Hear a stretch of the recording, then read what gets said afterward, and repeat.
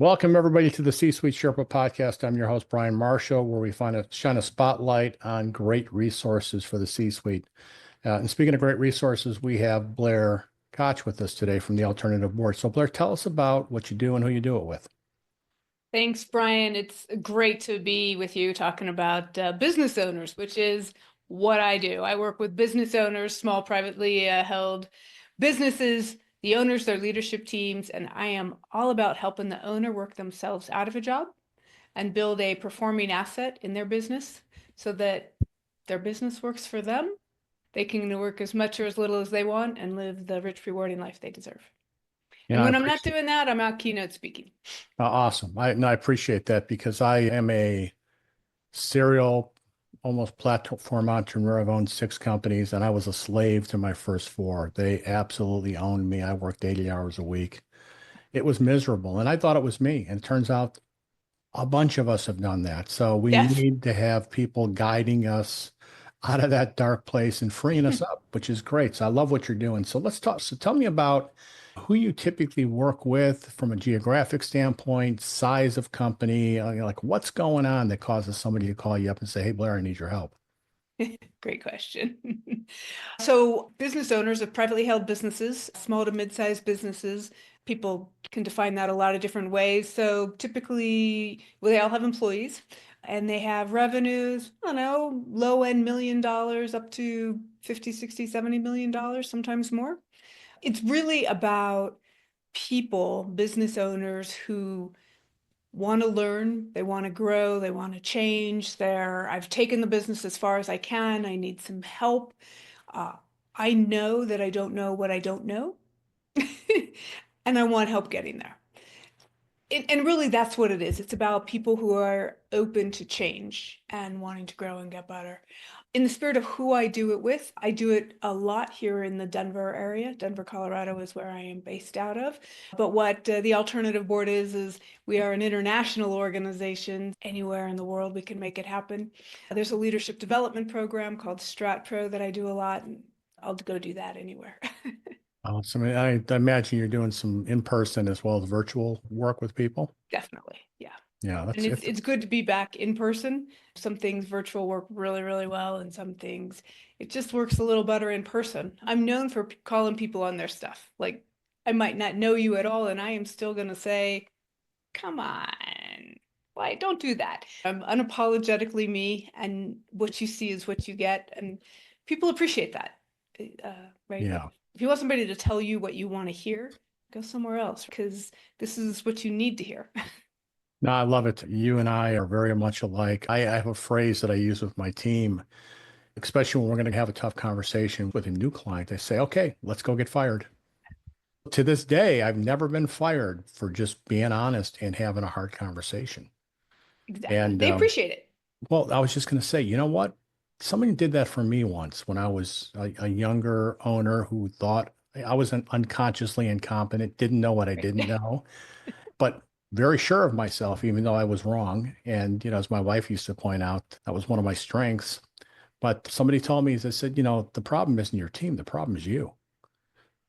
And at first I'm like, I had some choice words in my head that I was going to say, but then I went, you're right. Why won't anyone ever tell me that? And they helped me realize that I wasn't a safe leader.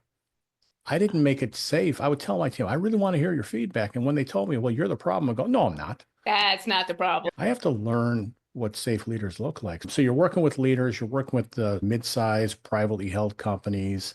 They probably have a leadership team. They've probably reached a level of success. They may have plateaued, but there's something going on in the business where they've either gotten stuck or I always like to say they can't keep doing what they're doing. Right.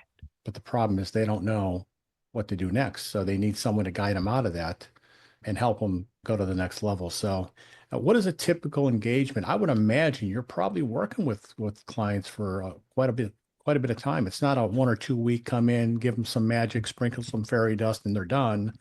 It's probably I a wish it long were that engagement. simple. Yeah, I wish so too. Yeah, my business, my engagements, deeply personal, intimate relationships. Like Obviously confidentiality is paramount, but it's very important that the owners and the leaders feel safe and open, and they share all types of stuff, not just stuff about business, but personal life. Because as you know, as a business owner, you can't separate them. They're deeply intertwined, and sometimes personal gets in the way of business, and sometimes business gets in the way of personal. So they're long-term engagements. My average engagement is probably 5 years, and I have many that are well into 10, 12. It's fun. I know their employees, I know their families, they know me. And it's really, what I do, I've had an amazing career. And what I do now is without question the most psychically rewarding thing I've ever done. Because I'm not just changing businesses, I'm changing lives. Right. And that's such a give back to society. And Yeah. if I can help small to mid-sized businesses grow, they're our economic engine of the country, maybe of the world. Like, that's a good thing. What's cool about what we do, I completely agree, is we have some really great stories to tell that we can't tell, Right. right? Because, helping people make a lot of money, Mhm. helping people exit big payouts. I was fortunate to exit a business, and it was one of the worst. The next couple of years were some of the worst years of my life. I was lost. You weren't And, emotionally ready to my whole identity was tied up in the right. business. I was waking up at 5 o'clock in the morning, and my wife's like, "Why are you getting up?" I'm like, "I don't know, but I've got to do something." So we found things to do, but I found I was just trying to fill that hole, and I wasn't ready. Most of us aren't. We haven't been prepared. Everyone talks Right. about business and success, but they don't talk about the next thing after success. You found it. It's about making the world a better place. It's about helping other people. It's about significance, right? And that's where It we is. really get filled up. I love that too. Sounds like we're on a similar journey. Tell me more about some of the challenges you're seeing in today's world that businesses, business owners, family-owned businesses are facing that you're helping them with. A long list, but I'll try and Yeah, highlight. short list. Tell me the. I'll try and highlight a few because there's definitely common ones. So one is family business, not a family business, it doesn't matter. It's what I call time bankruptcy, Mm, which is, the business is running the owner's life.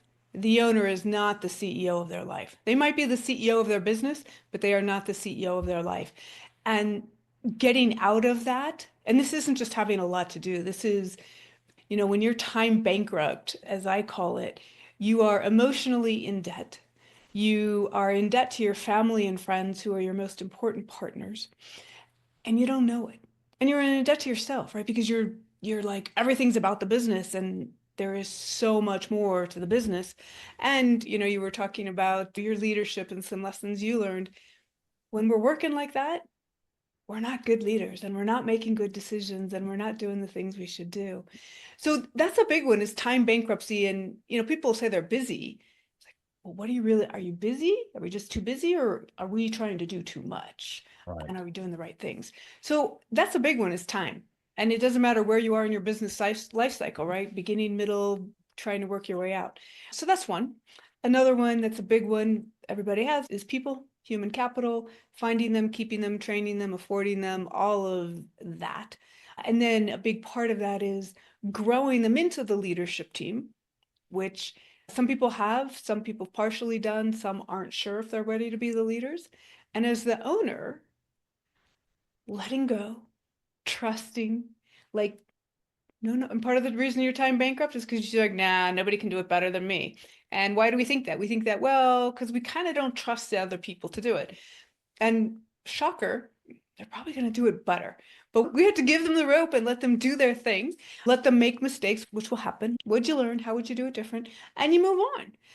The people thing and the growth and the development of the people is also part of the retention and the acquisition of people.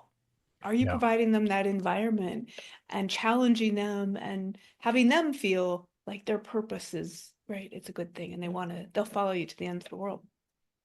What's interesting, and we're going to pivot to another part of the segment here.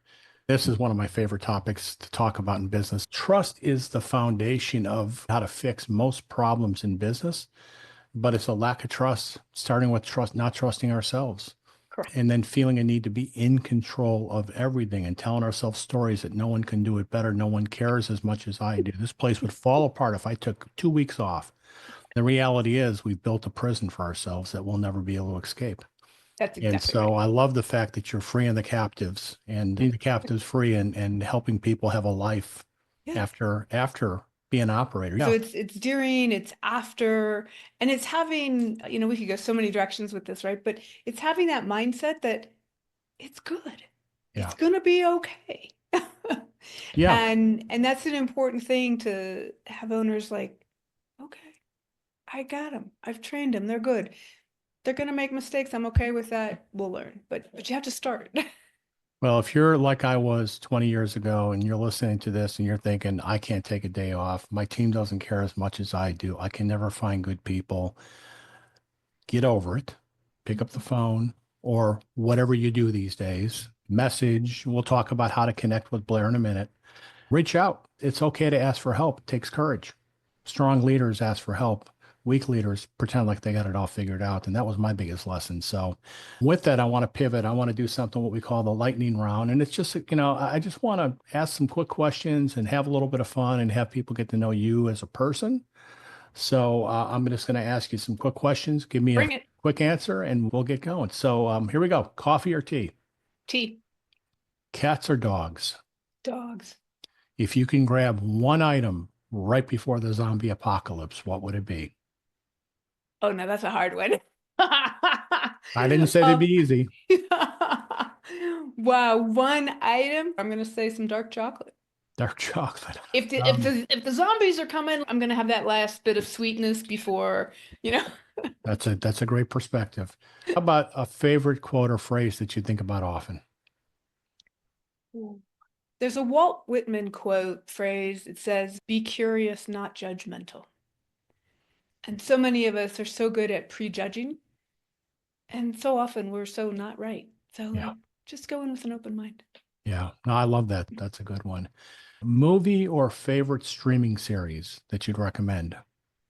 Has to be current, huh? No, it could be anything.